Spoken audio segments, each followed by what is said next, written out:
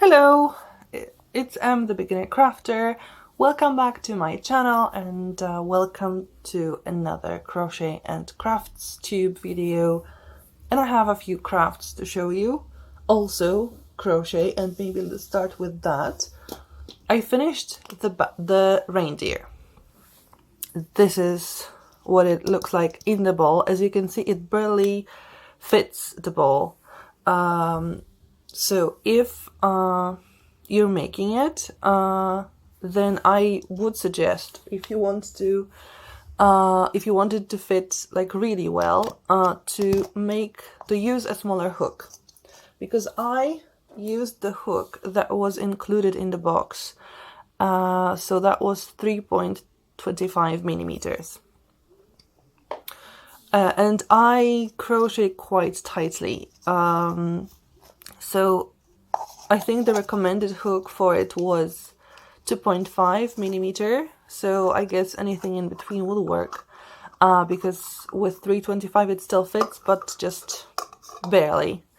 So this is what it looks like in the end. There are mistakes, of course, but I think it's still really, really cute. And well, as you can see, it's not totally symmetrical. I do have problems with this thing. I can't really make things very symmetrical. It just doesn't work in my brain, especially in 3D. I think the neck isn't supposed to be so long, also, when you sew it together.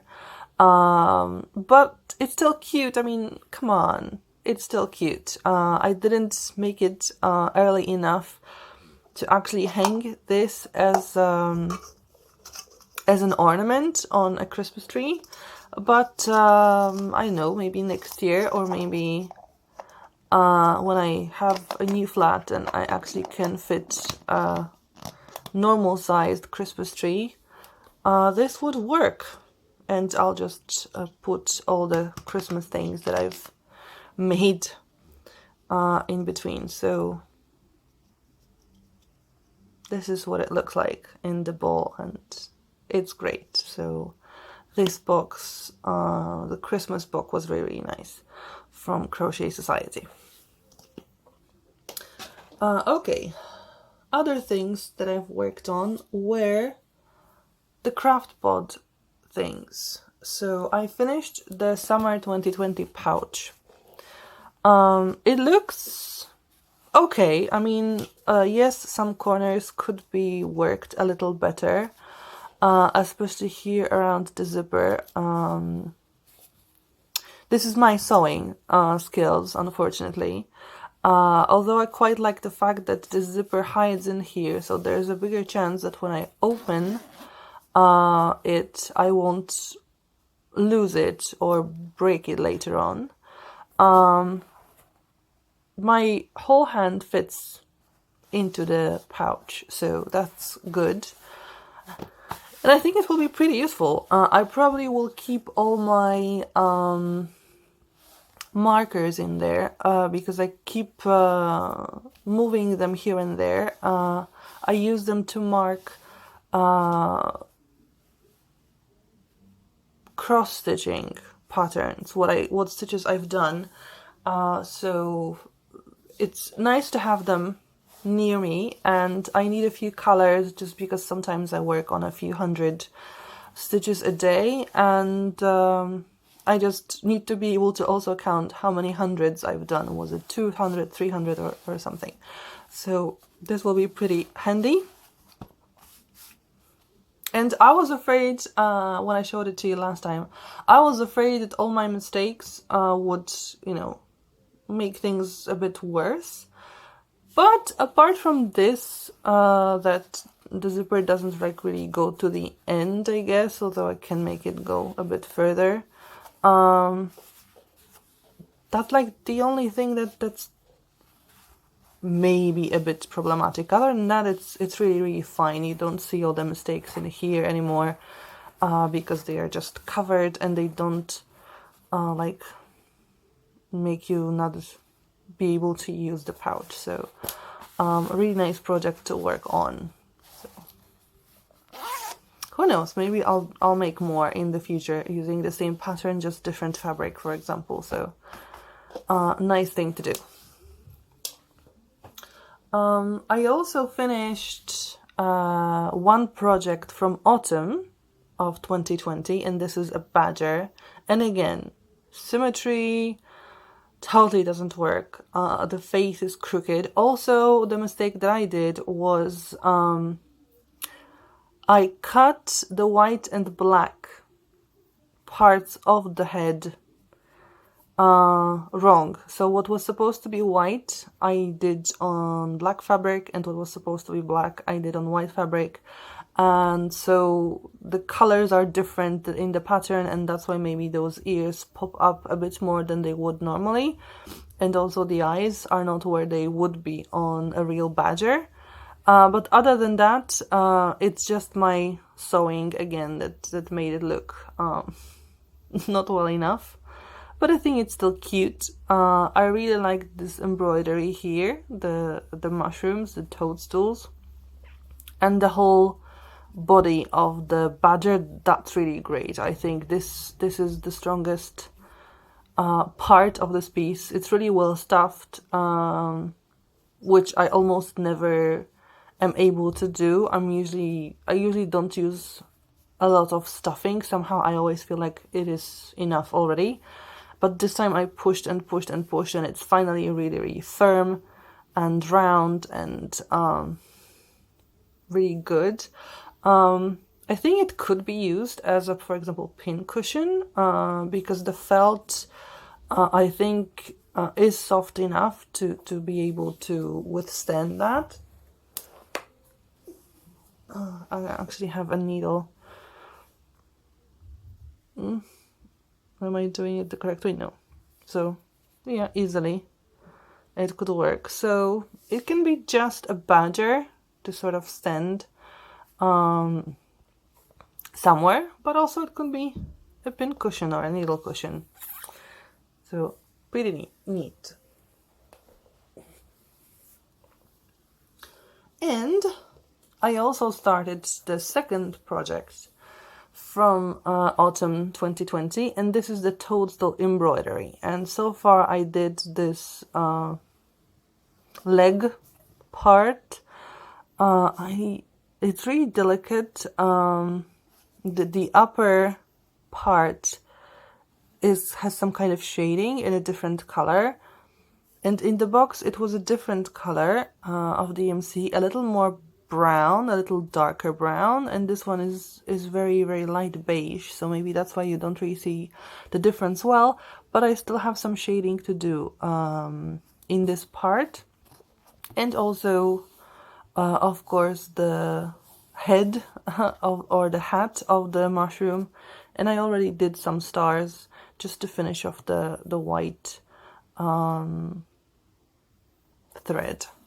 So I also did that, and the hat will be a lot of work because there are a lot of short stitches that you're supposed to use in the whole head. So I cannot guarantee that I will finish this by the next Crochet and Crafts Tube, but I will make definitely some progress on it, so there should be some red visible definitely next time. But who knows, maybe I'll have enough time to work on that fully as well, and finish the whole thing and move on to the winter 2020 craft pot, which would make me actually pretty much on time, because the spring one is supposed to be in March. So if I manage to start the winter one in February, I actually may be able to get, things really, really up to date, which would be fantastic. Although then what would I do for the next 3 months? So yeah, I want to finish that definitely before the spring one comes, so that I'm just one season behind, and then I can gradually get there. And last but definitely not least is my knitting, and this is the Twisted Roots shawl or scarf.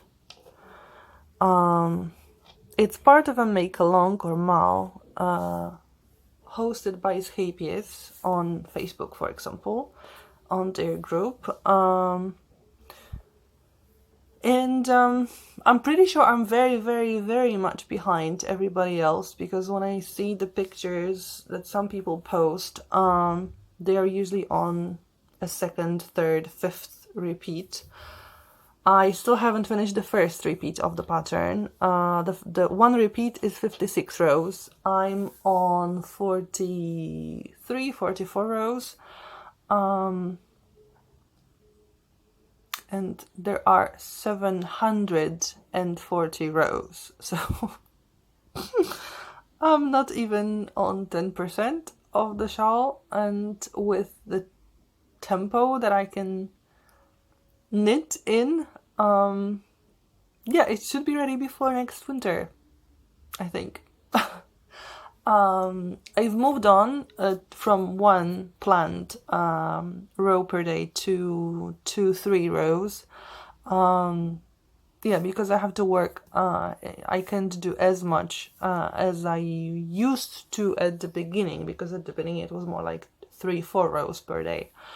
So it's 2-3 rows per day, which sort of is around 200-300 days left until I finish this. I do have to say it's going on quicker. I'm less awkward with the needles, although they are still not very comfortable to me. Some stitches require more time to get into them. Not because they're complicated, it's just knit rows, knit stitches and purl stitches. There's nothing more, really.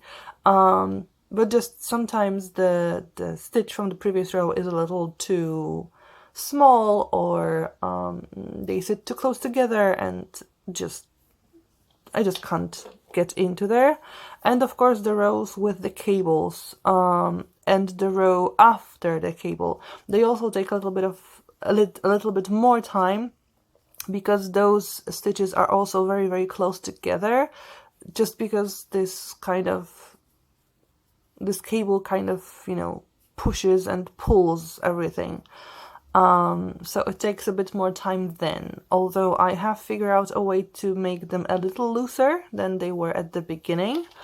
The first time I was trying that, so it is getting better.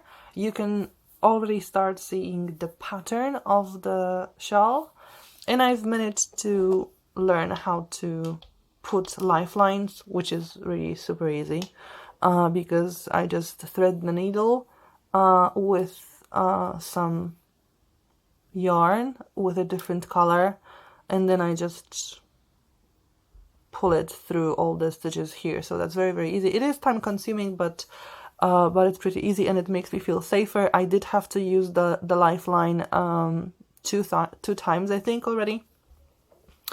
So it's worth it, because if I had to, rip by mistake or because of a mistake the whole thing now, that would be terrible.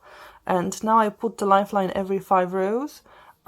So if I make a mistake, if I have to tear it apart, rip things, or I lose a stitch, then it's only a day or two worth of work that I have to frog. So it's not a big problem. So yeah, I did lose a stitch somewhere, and just because, like the day before that, I watched a video, like 10 top tips for beginners for knitting, something like that, and there was something about saving a lost stitch. I managed to do that. I did save the stitch, although I'm not 100% sure I did it well, because I remember the video showed how to do that when you have just pearls or knits, like all, maybe not, yeah, pearls and knits, like every other row, so that it's a stockinette stitch in total, stockinette pattern. So then you always know what stitch is under another stitch, because it's either a knit or a purl, and you know that looking at all the other stitches in that row. With this, I'm not 100% sure if I saved the correct stitch, just because in some stitches, in some parts of the row, you have like mixed stitches. So it's knit, purl, knit, purl, knit, purl. And I just didn't really pay attention. I mean, I was trying so hard to save the stitch very, very fast. I didn't really pay attention which stitch it would be, and I decided I'd rather have one stitch that is not in the correct spot than to have to rip everything again apart. I mean, not everything, but it was, I think, the 5th row after the lifeline, so I would have to rip five rows. So I also managed to save stitches. And, you know, losing just one stitch in the whole thing, that's a really huge achievement for me. Because when I was young and I was trying to knit, I would lose stitches like at least after the 3rd or 4th row, and then every other row. So it really looked really crooked. It looked always holy because the size of the stitches was totally out there. And now I guess I am more patient, and I guess I feel more confident because I've learned how to crochet. So now why wouldn't I learn how to knit as well? So I'm giving myself time. I'm not trying to do everything at once, and do it as fast as I can. And so far it works. The strategy works. So if you're also a person who is trying to learn knitting, for example, give yourself time. I think that's the best advice I can give you. Practice before you start making something. Like really think, give yourself like a week, for example, to practice. Just, you know, knit stitches. One day, just knit stitches. I had to start with casting, and I actually did full day of learning how to cast on. Then I went to knit stitches, and then to purl stitches, and then my mom showed me a different way of doing knit stitches, because you can do those knitting stitches either going with your needle in here, so into the back, or you can do it using going like this. So there are different methods to do that. I prefer this method. It's just faster and easier. And from what my mom told me, most of the time it doesn't matter which way you do the knit stitches. Although in some patterns it is important, but it would usually say which way they prefer you to do that. So this is what it looks like. I'm really proud of it. This is something I'm most proud of, even though it's very not close to finish. I think this will be a full year project, or at least half a year. But this is something I'm most proud of because I finally learned how to knit, and I start feeling that maybe I could think of some other projects to knit. I'm getting more confident in that, and it gives me more and more pleasure to knit. So who knows, maybe I'll actually start knitting as well and actually be able to do some kind of clothing, because one thing that I don't really like about crocheting is that I feel like there are holes that are too big and like they are see-through, so I wouldn't be able to wear just my underwear, like under a blouse or a dress or a skirt. But with knitting, especially with those knit stitches, I think that you can't really see the body. You can see the shadow of something, but you can't really see the body. In this seed stitch, yeah, there are holes, but in knitting, not so much. Okay, so this is what I've worked on. Knitting, crocheting, and some sewing project, and embroidery project, and I guess you could also call it a sewing project. So I'm really going forward with my crafts, and I'm getting more and more advanced in them. So yeah, that's what it is. I guess I should tie it together so that it definitely stays there, but didn't have time to do it right now.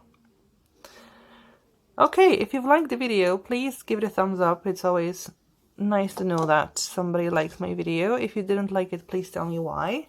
And if you want to see my progress in crochet, crafts, cross stitching, and also I started new things like budgeting and planning in my happy planner, subscribe to the channel so that you always can see that I have posted something new. Okay. Thank you for watching, and hopefully see you next time. Bye!